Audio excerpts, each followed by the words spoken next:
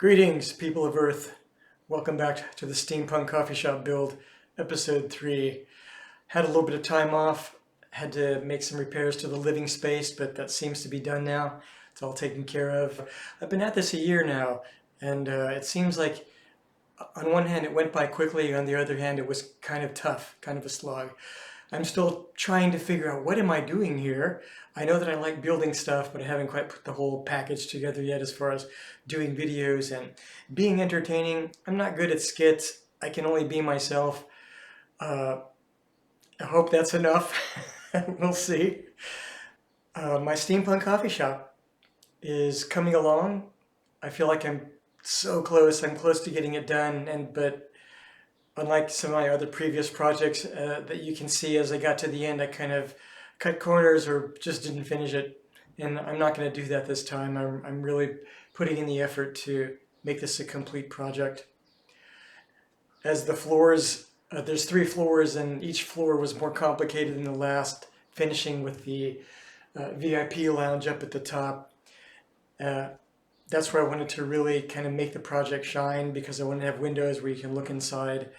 And my other ambition is to do avatars of my current patrons sitting in the VIP lounge, enjoying themselves and sipping coffee or whatever. And I want to make sure that I do it right. So if you are a current patron, you can count on seeing yourself represented. At the very least, I'm going to have your name on the side of the project when it gets done. And so thank you to my current patrons. You're very much appreciated. As you can tell, maybe I'm getting a little more comfortable being in front of the camera. Some of that is due to my D&D club, my D&D group getting back together, and me pretending to be a DM and talking to the players, pretending to be an NPC. So if I kind of get into that mindset, it helps me get in front of the camera a little more easily. As I get close to the end of this project, I'm going to light it up. Light it up. Woo. So all these lights are going to go into that building somehow. And once those lights are in, it's going to be sweet. So I'm looking forward to getting that done. The other thing that I'm working on concurrently with this build is a little bit of story. Hopefully you find that entertaining. That is the news. That's the current state of things. Let's get on to the build. I hated English class. I loved literature studies, but grammar just put me to sleep. I still don't know what an adverb or a conjunction is, but I'm not going to let that stop me from writing stories. I've been making shit up since I was small. I spent a lot of time alone as a latchkey kid and got into trouble at school and at home, mostly because I was that kid that was always staring out the window, daydreaming, and not paying attention. So I got sent to my room a lot, which was actually a sanctuary. In my room, I had paper and pencil, and I could make up whatever story I wanted to entertain myself. Imagination was an escape. At 8 years old, I was building ghost pirates out of clay. Making ghost pirates was my way of escaping reality. Decades later, I found out that my mom had saved them, and she gifted them to my wife when we got married. What's the point of this story? There really isn't one. It's just a story, and you're free to make of it whatever you want. To me, stories don't always have to have a point or a clever punchline. Sometimes they're just mental walks around the block, seeing what there is to see. With that in mind, let me tell you about the Steampunk Coffee Shop. It includes some of the characters from some of my other small stories, and I fold some fantasy and sci-fi elements into it. The stories I've loved the most are the ones that let imagination run wild, but still have heart. But a story is not just pure imagination. To some degree, it is a distillation of the life experiences of the storyteller. It is what makes a story told by a flesh and blood human being different from a story generated by a machine. It is our reassembled memories and experience that make our stories. As a longtime game master, I always preferred to write my own adventures. The adventures that I made up for my players always seemed to be the most fun. And now that I'm making videos, I am keeping the storytelling tradition going, making things up and hoping to have fun along the way. I owe a debt of gratitude to the many people on YouTube who have shown me the way. I try to learn from them, but still do things in my own odd way. So to those teachers, I say thank you. And A very special thanks to my patrons: Miniature Misfit, Darren, Karen, Brian, Aowen, Jan, and Rude Mechanicals Robotics. Thank you all. To accompany the Steampunk Coffee Shop build, I'm continuing the adventures of the three friends and war veterans that started their first adventure together with Molly the Rave Tank. Haxel, Jospin, and Varia have decided to go open a steam-powered coffee shop, and they proudly serve Cafe Bustelo. Somewhere, sometime, some things happened. Haxel sat on a pile of rubble that was once his family home. He had lost much in the war, more than most. The light of the morning sun warmed his face while they watched the villagers go by on their errands, many waving to Haxel or simply smiling and nodding, even if they did not yet know his name. There was a lot of waving and smiling in the little village. It was one of the things that Haxel loved about it. The willingness of strangers to be open and friendly. The willingness of strangers to be open and friendly and exchange a happy greeting, even with those they didn't know. He loved his little town, but after his long travels and intense experiences, it seemed very quiet now. He hoped to liven things up by opening a steam-powered coffee shop on the site where his home once stood. But first the rubble needed to be cleared. Haxel, his frame lean and wiry, stood and set to work. Picking through the charred remains of his childhood home was difficult. What was not destroyed by the bomb was consumed by the fire that followed. Broken pottery and heat-warped utensils were jumbled with broken bricks and charred bits of furniture. Occasionally he would come across a small bit of paper charred at the edges with a bit of writing still on it. A diary, a letter from a relative, a shopping list for his father, the paper burnt and crumbling. Haxel noted how the burned ink was a different shade of black against the paper. Odd, he thought, how burned ink on burned paper would still be legible. A bit of an old photo that had hung in the hallway blew past in the breeze. He recognized the melted frame of their sewing machine poking through the ash. Occasionally tears would mix with sweat as he worked, piling the debris at the edges of the lot to be picked up later by wagons. There was a growing mountain of detritus outside of town, the burial ground for dead buildings. Lost in grief and toil, Haxel did not notice a slug-like creature riding a six-legged walking vehicle. It was the sound of the metal legs clacking on the cobblestones that finally made him look up. The walking vehicle seemed to steer itself.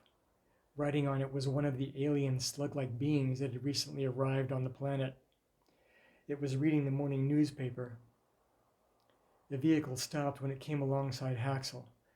The driver folded one side of the paper down to look at him, and it said in a soft, pleasant, perfectly unaccented voice, "Good morning, sentient being. May I ask you a question?" Haxel stared, unmoving. He knew the aliens were exploring the world, and they were not hostile. He had seen images of them in the newspaper. He had never actually seen one of the benevolent aliens that helped end the wars. The alien was smaller than he thought they would be, no taller than a 10-year-old child. The conveyance the alien rode almost brought him up to Haxel's eye level. For a few moments they looked at each other in still silence. The brick that Haxel had been holding slid from his hand, the crunching sound jarring him out of his stare.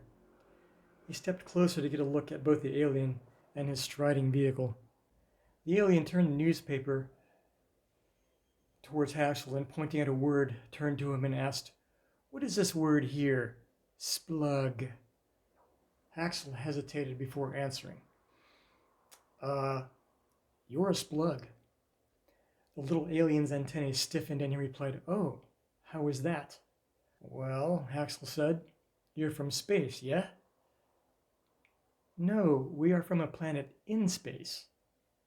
"Yeah, but to us, you're from outer space, and you look like slugs. No offense." "None taken. Terrestrial slugs are our common ancestor. In another 10 million years, they will be a spacefaring race, as will be your descendants. But do go on." Haxel scratched his chin and continued, "You're a slug from space, a space slug, or A splug. It's not a bad word. It's just faster than saying space slug every time. Technically, we are called Maspoda, the alien responded, but splug will do for now. Haxel was having a hard time reading the Maspoda's expression. Then he asked, "Do you have a name?" His antenna waving slightly, the alien replied, "I am named Nigel." Haxel, surprised, responded, "Oh, really?" Nigel leaned back in his vehicle. "Is Nigel not a good name?" "Oh, it's a fine name. I just thought you'd be called something like Berglop or Gersberg or something like that. Something more alien," said Nigel. "Your human larynx would not be able to pronounce my name, so I chose Nigel from one of your books." Haxel then introduced himself, and they spoke for a while the way neighbors might talk about nothing. To his surprise, Haxel discovered that Nigel knew quite a bit about the town and even some of the residents already. Nigel had been helping rebuild, bringing in materials and new technology. It was why he had been mentioned in the town's newspaper. Nigel the Splug, as he was known, was being praised for his service to the townsfolk. Nigel finally asked Haxel what he was doing in the rubble, and Haxel explained the history of the site and what he planned to do with the friends he had made during the conflict. Nigel's antennae waved excitedly as Haxel described the desire to open a coffee shop. Nigel, being Nigel, wanted to help. He tells Haxel he will return tomorrow with friends to assist in the building of the shop. In the pre-dawn darkness, Haxel dressed in his tent, pulling on his old fatigues and boots.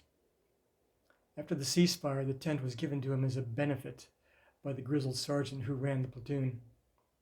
Without explanation, the sergeant handed the bivy sack to Haxel, saying, "Take this. You might need it. If you don't, give it to someone that does." He never saw the sergeant again. Coming home to ruins, Haxel was grateful for the tent. It was home now. After clearing out a small space, he pitched it in about the same spot where his room once stood, with the entrance facing the same direction the door would have faced. It somehow made him feel as if it wasn't all gone. He made breakfast in silence, alone under the slowly lightening sky, the town coming awake. The eggs were real and coffee was fresh. It was going to be a good day, Haxel thought to himself, observing the flowers that were growing through the cracks of the fallen stones. The first rays of sunlight cast long shadows on a small group of people walking up the street, tools slung over their shoulders. Trailing behind the little group was Nigel in his walking rig and pulling a small trailer. They all greeted him warmly, setting down their tools and packs ready for a day's work. One of his cousins waved and yelled, "We're here to help!" And another in the small group said, "Aye, we heard you wanted to open a coffee shop. If we help build it, do we get a discount?" Haxel looked them over and smiling, "Damn right you get a discount for life." They all cheered. Over the course of the following days, the wounded ground was transformed. The debris was hauled away, the earth leveled, and a foundation was marked out. At the end of the week, Nigel approached Haxel and said, "I need to ask you something." His eyes larger than usual, his antenna tilted slightly forwards. "Yeah," replied Haxel. "Can you move your tent? It is in the way. I was sent to relay the message." Haxel gave Nigel a hard stare before bursting out laughing. "Yeah, I'll move my tent. Now get back to work." Nigel said they thought you might not take it well, having lost one home already. Haxel, still laughing, said, "I hope I never see that tent again." And so we come to the end of the story. Carry on.